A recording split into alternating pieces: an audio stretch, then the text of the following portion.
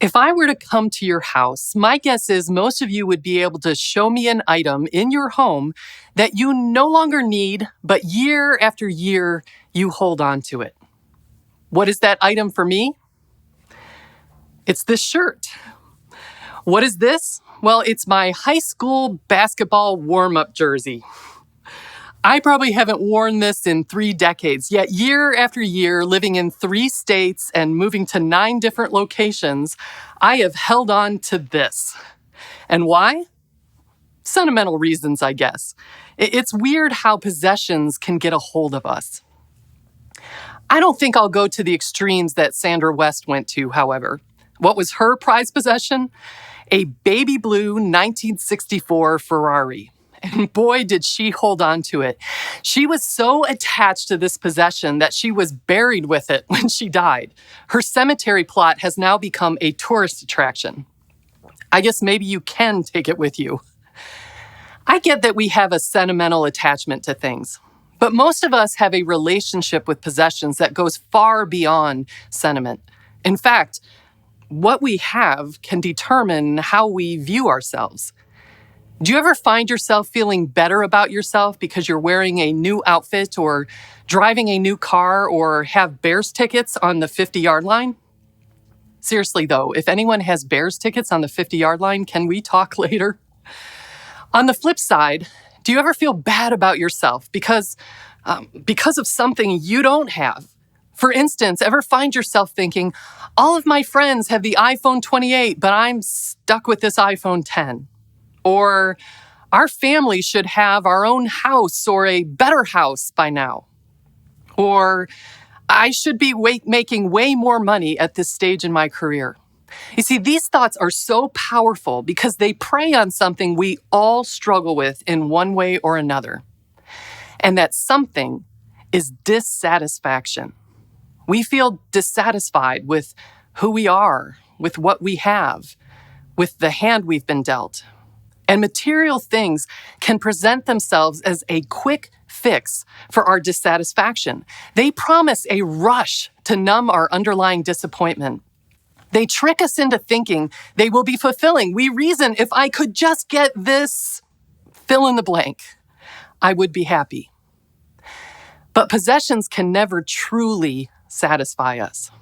Harvard psychologist Sean Achor warns us that each time our brain experiences a success, each time we get that thing we want, it only moves the goalpost of what satisfaction looks like.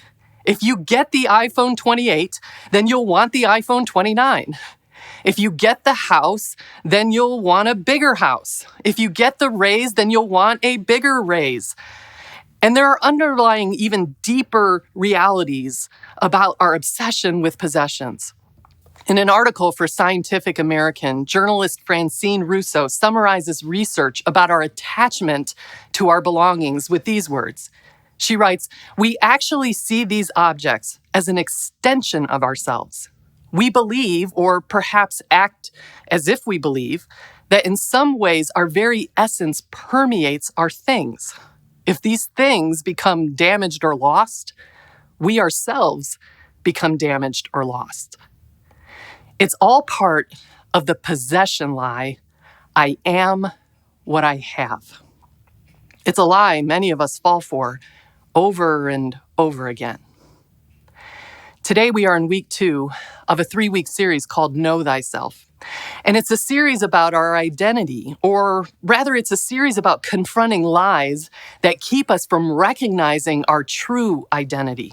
Understand, when you find your way back to God and enter into a relationship with Him, God declares that you are His beloved child. That is your true identity. That is your true status.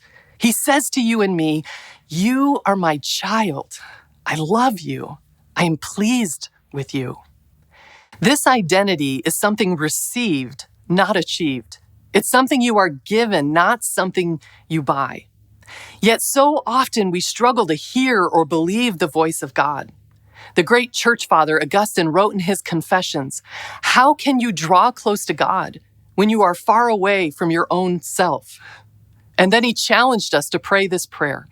"Grant, Lord, that I may know myself, that I might know thee. And so, during this series, we are seeking to know ourselves by confronting the lies we tend to believe about our identity. Lies like, I am what I have. Now, of course, possessions in themselves are not bad. I don't believe that God is a stingy God. He has given us so many blessings to enjoy, including material things. The problem is when we look to these things to define us, when we look to our possessions to determine how we feel about ourselves. Author Richard Foster describes our modern condition this way. He says, because we lack a divine center, our need for security has led us into an insane attachment to things. We really must understand that the lust for affluence in contemporary society is psychotic. It is psychotic because it has completely lost touch with reality. It's crazy, isn't it, how attached we become to inanimate objects? Listen to how Foster continues. He says, we crave things we neither need nor enjoy. We buy things we do not want to impress people we do not like. We are made to feel ashamed to wear clothes or drive cars until they are worn out. The mass media have convinced us that to be out of step with fashion is to be out of step with reality. It is time we awaken to the fact that conformity to a sick society is to be sick. Conformity to a sick society is to be sick. It's time to expose the possession lie. Throughout this series, we're looking at a story from Luke chapter 4 about Jesus and temptation. If you missed last week, let me catch you up to speed. Jesus is just starting his public ministry. Up until this point in his 30-year-old life, he's lived in relative obscurity. No one knows who he is. He hasn't accomplished anything worth noting. Well, Jesus' public ministry begins when he's baptized by John in the Jordan River. And as he comes up from the water, the voice of God the Father declares, "You are my Son whom I love. With you I am well pleased." You see, that is Jesus' true identity. Well, on the heels of his baptism, the Spirit of God leads him into the desert where Jesus fasts for 40 days. And it's in the solitude of this desert place that the devil comes to tempt Jesus with 3 lies. And the second lie, the possession lie, is found in the second temptation. The devil led him up to a high place and showed him in an instant all the kingdoms of the world. And he said to him, "I will give you all their authority and splendor. It has been given to me, and I can give it to anyone I want to. If you worship me, it will all be yours." Now, put yourself in Jesus' shoes for just a minute. Sometimes we see Jesus as some kind of superhero who's invincible. But when Jesus walked on earth among us, he felt the way we feel things. He wrestled with things the way we wrestle with them. Hebrews 4:15 says, Jesus is one who has been tempted in every way, just as we are. In the second temptation, the devil leads Jesus to a high place where he can see all the magnificence and riches and power of the earth. The devil basically says to him, look around you at what everyone else has. You don't have anything. How can you think you are somebody? You are nobody, but you can be someone. All of this can be yours. Satan is offering him a quick fix to significance. He's saying, if all of this was yours, you'd really be someone. If I were standing in Jesus' shoes, this possession lie would be tempting. All the kingdoms of the world could be mine. After all, Jesus came in to usher a new kingdom into our world, and here was a quick fix that didn't involve suffering or a cross. So what does Jesus have to do to take this shortcut? Bow down in worship. Here's something we need to understand about the possession lie. It always involves worship. Let me explain. A few chapters later in Luke 12, Jesus issues a warning that strikes at the heart of the possession lie. He says, watch out, be on your guard against all kinds of greed. Life does not consist in an abundance of possessions. Greed is an ugly word, isn't it? I've never met a person that sees greed as a desirable trait. My guess is none of us see ourselves as greedy people. But Jesus says, watch out, be on your guard, because greed is sneaky. If you're not vigilant against it, it can easily grab hold of your heart. You see, greed is simply wanting more and more. That's it. It's an insatiable desire for more. And let's get honest with ourselves for a minute. Don't you want more? I mean, I do. Can I admit that? I want more. I want new clothes. I want a bigger TV. I want new patio furniture. I want new countertops in my kitchen. And here's the thing. I know if I go out and I acquire those things, it's going to feel good. I'm going to get this rush that comes from new, shiny possessions, and I'm going to feel happy and fulfilled, at least for a moment. But sooner than later, I'll find myself right back where I started. I'll be in my old new clothes watching the same old shows on my new TV. The birds will still leave droppings on my new patio furniture, and my new countertops won't suddenly transform me into a good cook. See, Jesus warns us, be on your guard against wanting more and more, because life does not consist in an abundance of possessions. Understand, Jesus isn't condemning wealth or possessions. There's nothing wrong with a new TV or a new outfit. The problem comes in when we look to these things to bring us life. When we fool ourselves into thinking that they are the answer, when we chase after them, when we worship wealth and possessions. Wait a minute, you might say, I don't worship things. But the truth is, most of us do. Most of us bow down before things that are not worthy of honor and can't deliver life's true meaning. We spend money we don't have to acquire things we don't need in order to impress people we don't even like. We look to possessions to fulfill some emptiness inside of us because somewhere along the way we subconsciously bought into the lie that I am what I have.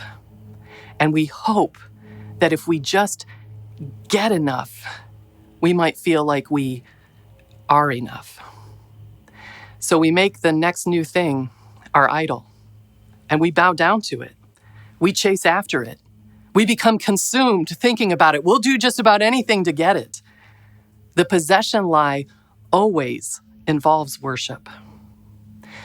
Satan takes Jesus to a high place, overlooking all the riches of the world, and says, look around you at what everyone else has. You don't have anything. How can you think you are somebody? You're nobody. But you can be someone. All of this can be yours. All you have to do is bow down and worship.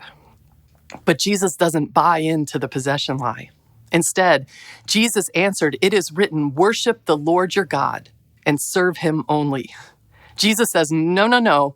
Only my Father gets first place in my life. I'm not buying what you're selling, Satan. I don't need all that stuff to define me. And do you know why Jesus was able to reject the lie and resist the temptation? Because he already knew who he was. He didn't need all the riches of this world to feel secure. He didn't need a quick fix to feel good about himself. He knew he was the Son who the Father loved and with whom the Father was well pleased. His identity was grounded in that, and that was enough. That's where our identity needs to be grounded too. In fact, I want to pause for a second, and I want to invite you to do something with me. If you would, just open your hands like this in a posture of receiving. And if I could ask you to just close your eyes and just try in the deepest part of your understanding to receive these truths. Here is the truth. You don't have to prove anything to anyone, including yourself. You are not what you have. You are loved and valuable just because you exist. In this moment, hear God say to you, You are my child. I love you. I am pleased with you. Take a deep breath and open your eyes. Doesn't it feel good to remind yourself of who you are? You are God's beloved child. And that truth means you can stop chasing after possessions. We all can stop looking to stuff to fulfill us. We can stop worshiping things.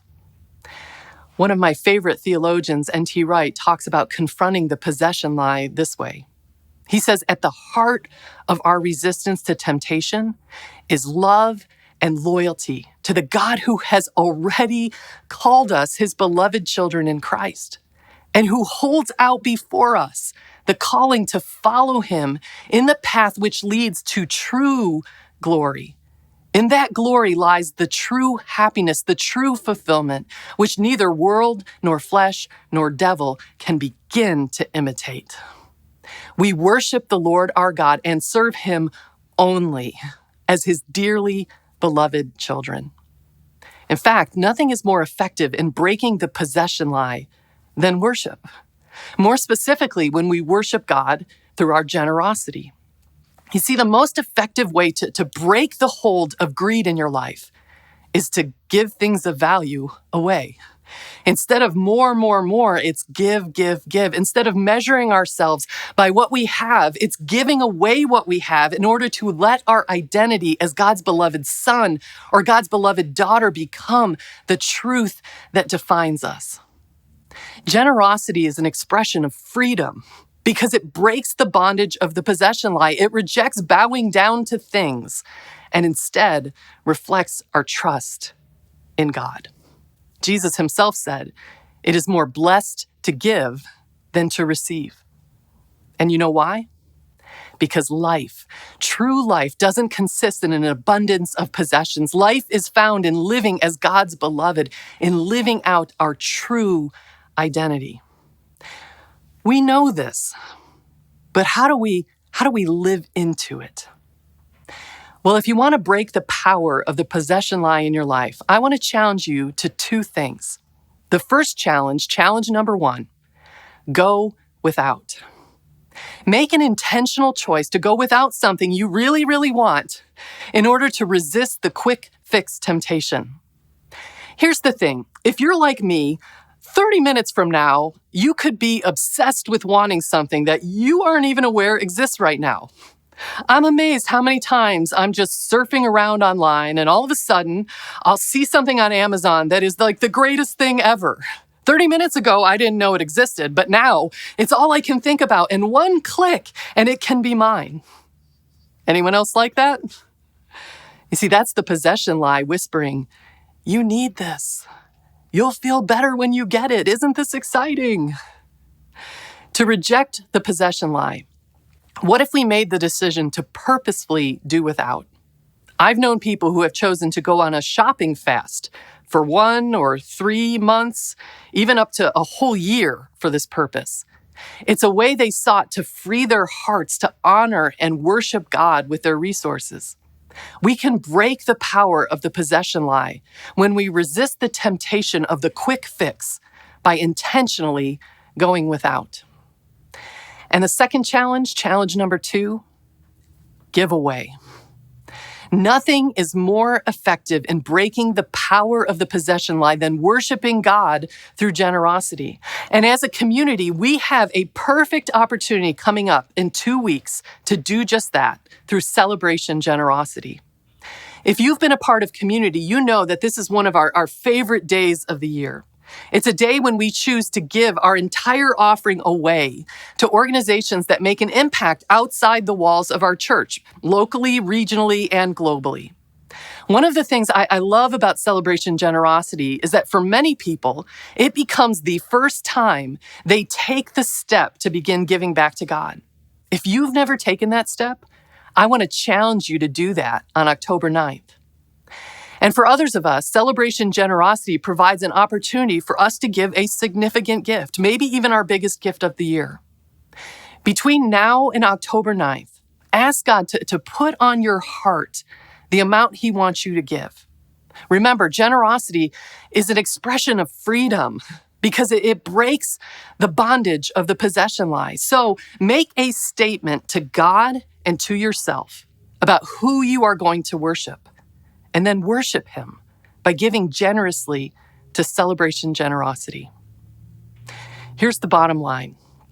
You and I, we are not what we have. We are beloved children of God, and our family, our Father, is not known for greed, but for generosity. Generosity is our family trait. There's a powerful lie at work in our culture, a lie that measures status by possessions and whispers to us, you are what you have. Let's stop buying into it.